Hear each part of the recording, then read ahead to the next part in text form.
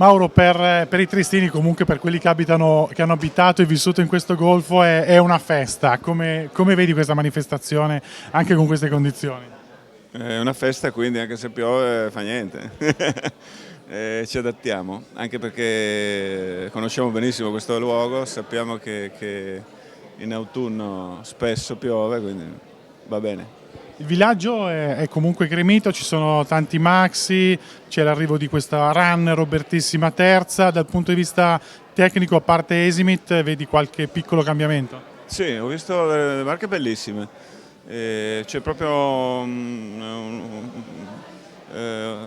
sono entrate tantissime barche nuove, anche se ovviamente la flotta è composta più di barche antiche vecchie. Però sì, c'è molta più novità, ecco, c'è molta tecnologia, molti maxi, quindi sarà molto bello, credo. Speriamo nel vento, ovviamente, perché succede come l'anno scorso con poco vento e poi purtroppo ci si intristisce tutti. Però la flotta è veramente bella. Qui ci si rivede un po' con tanti amici, un po' come le grandi regate dove si ritrovano amici che non si vedono tutto l'anno.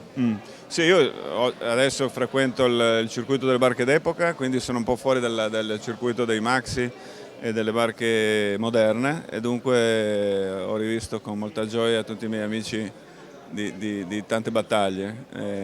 Questo è un motivo per cui credo la barcolana ha grande successo, al di là della popolarità, però tutti i velisti vogliono partecipare, di qualsiasi generazione, di qualsiasi livello, no? Quindi dietro i velisti ci sono le famiglie, ci sono gli amici, e ecco perché c'è tanta gente. Da esperto, il meteo per domani? No, non guardo mai il meteo. Io sono nato con il naso, no? Con i miei sensi, mi hanno insegnato a annusare il vento. Io cercherò come al solito di annusare il vento se lo trovo.